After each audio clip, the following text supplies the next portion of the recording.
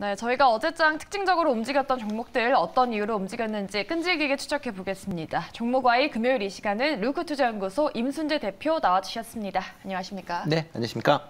네, 그럼 바로 첫 번째 종목부터 오픈해 보도록 하겠습니다. 오늘의 종목과의 첫 번째로는 우리산업 짚어보겠습니다. 어제장 19% 넘게 급등했습니다.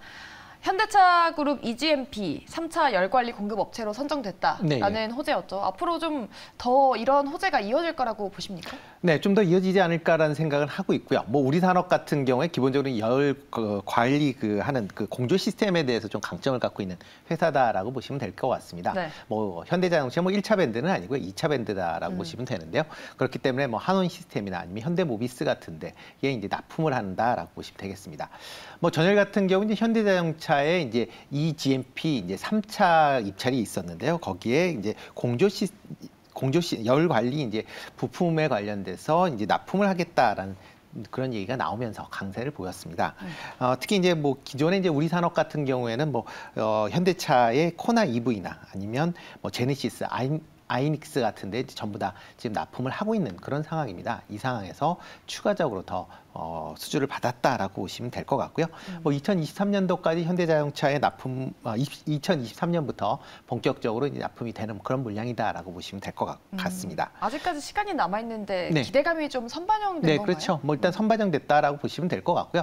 특히 이제 친환경차 관련돼서 계속 이제 부품에 대한 이제 수주가 계속 증가하고 있는 그런 상황입니다. 그렇기 때문에 네. 그게 이제 시장에 반영됐다라고 보시면 되는데요. 대표적으로 테슬라 같은 경우 지금 관련된 이제 부품을 공급을 하고 있고요. 이 외에 이제 폭스바겐이나 그다음에 스텔란티스에도 지금 납품을 하고 있는 그런 상황입니다. 그런 걸 본다라고 하게 되면 향후에 지금 전체적인 추세 자체가 내연기관차에서 그다음에 친환경 차량으로 변화하고 있는 그런 상황이기 때문에 이런 공조 시스템에 관련된 매출은 향후에 계속적으로 증가할 걸로 예상을 하고 있습니다. 네, 이렇게 어제 우리산업 현대차 공급에 대한 호재가 크게 나오면서 급등을 했고요. 앞으로도 좀 꾸준하게 친환경 차량용 부품 매출이 증가할 것이다라는 전망까지 들어봤습니다. 참고해 보시고요. 이어서 두 번째 종목도 바로 열어보도록 하죠. 네, 두 번째 SK바이오사이언스입니다. 13% 급등이 나왔습니다. 네, 부침을 많이 겪었었던 종목인데 지금 코로나19 재확산 때문에 기대감이 나오고 있긴 한데 백신을 또 다시 새롭게 만드는 건가요? 그런 건 아니고요. 기존에 이제 얼마 전에 이제 코로나 백신 관련돼서 이제 품목 허가를 받았죠. 네. 국내 최초의 이제 코로나 백신이다라고 보시면 될 것 같고요. 이런 이제 코로나 백신이 만들어진 와중에 최근에 코로나 지금 확진자가 재확산이 되고 있는 그런 상황입니다.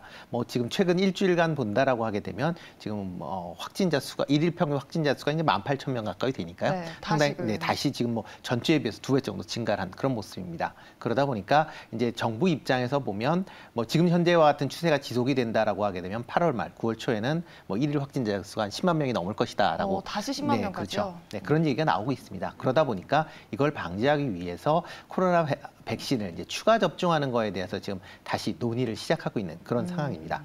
기본적으로 국내에선 코로나 백신의 이제 추가 접종은 이제 mRNA 계열이 이제 화이자와 모더나 백신만 현재 가능한 그런 상황이고요.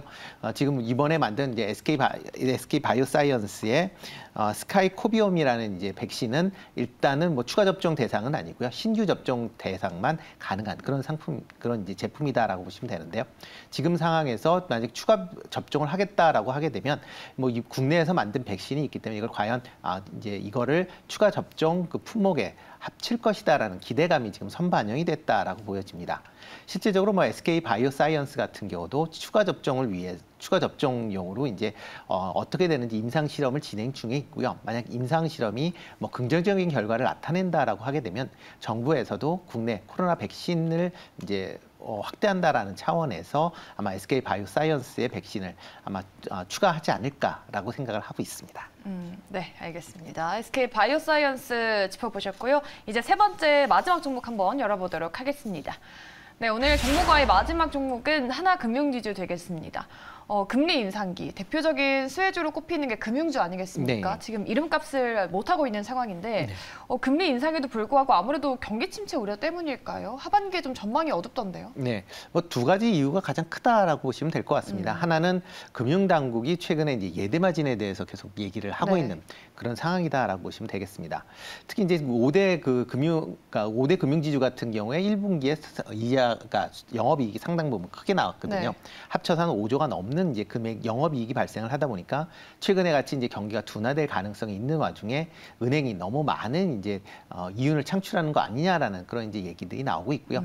그러다 보니까 금융감독원을 중심으로 해서 금융당국 전체에서 지금 은행 쪽에 이제 좀 어떻게 보면 이제 프레스를 좀 간다라고 보시는 게 좀 맞지 않을까 싶습니다. 이를 통해서 뭐 은행권들의 이제 금리 정보 공시 제도도 이제 변경을 하게 되는 거고요. 그러다 보니까 은행들의 이제 예금 금리나 대출 금리를 이제 실시간으로 공개를 하면서 각 은행 간의 금리 경쟁을 지금 부추기는 그런 상황이다라고 보시면 되겠습니다. 이러다 보니까 이제 은행 입장에서도 보면 뭐 정부 당국의 눈치를 보면서 뭐 대출 금리를 좀 낮춘다든가 아니면 예금 금리를 지금 올리고 있어서 뭐 이런 수익이 조금 좀 줄어들 가능성은 있다라고 보시면 될 것 같고요. 또 하나가 이제 하반기에 경기가 이제 둔화가 된다라고 하게 되면 부실 채권 비율이 좀 증가하지 않을까라는 그런 우려감이 커져 있는 그런 상황이다라고 보시면 되겠습니다. 일반적으로 이제 금리가 인상하는 그런 시기에서 금융주 같은 경우는 이제 상당히 이제 수익이 커지는 긍정적인 효과가 상당히 커진다라고 보여지는데요. 최근같이 이렇게 금리가 급등한다라고 하게 되면 반대적 이런 이제 금리의 인상에 따른 수익이 커질 수는 있지만 그만큼 부실 대출에 대한 채권에 대한 부실 대출이 커질 수도 있다라는 것도 상당히 이제 부정적인 영향을 미친다라고 보시면 되겠습니다. 특히 이제 코로나로 인해서 지금 이제 중소상공인들의 지금 대출을 이제 그러니까 계속 연장을 해주고 있습니다. 그게 이제 9월 말에 되면 아마 연장이 더 이상 안 되는 걸로 그렇게 지금 예고가 되어 있는 그런 상황이고요.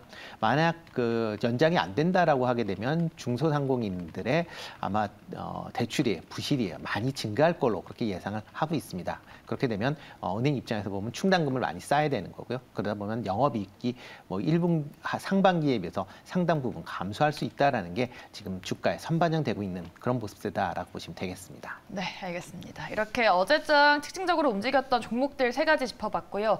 이제 마지막으로 오늘 시장 전망을 한번 짧게 들어보도록 할게요. 일단 오늘 뉴욕 증시가 4일째 반등을 이어갔고 네. 어제 삼성전자 호실적 덕분에 반도체주들도 흐름이 좋지 않았습니까? 네, 그렇습니다. 오늘장 좀 반도체주도 짚어보지 않을 수가 없는데 네. 반도체주 플러스 오늘 시장 좀 어떻게 될 거라고 보세요? 네, 뭐 반도체주는 뭐 전일에 의해서 오늘도 좀 강한 그런 흐름세를 보이지 않을까라는 생각이 들고 있습니다. 뭐 실적 자체가 뭐 예상보다 좀 좋게 나왔다라고 보여지고요.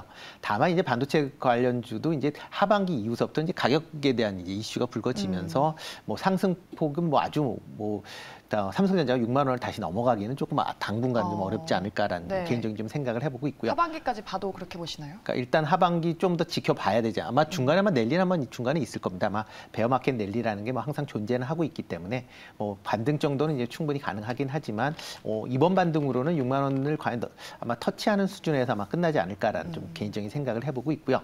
뭐 지수 전체적으로도 한 2,400포인트 정도까지 올라간다라고 하게 되면 일단 조금 영향을 좀 받지 않을까라는 생각을 해보고 있습니다. 특히 뭐 다음 주에 뭐 금융통화위원회나 그다음에 미국의 CPI 상승률이 발표될 예정이기 때문에 그 전까지 아마 그 변동성은 좀 계속 좀 유지되지 않을까라는 생각이 들고 있고요.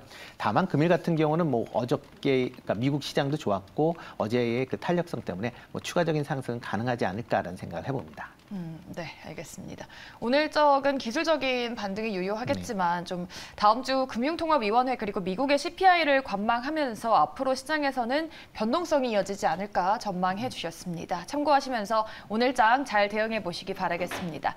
네, 종목과에 함께 하셨고요. 오늘 함께 하셨던 분은 루크투자연구소 임순재 대표였습니다. 말씀 고맙습니다. 네, 고맙습니다.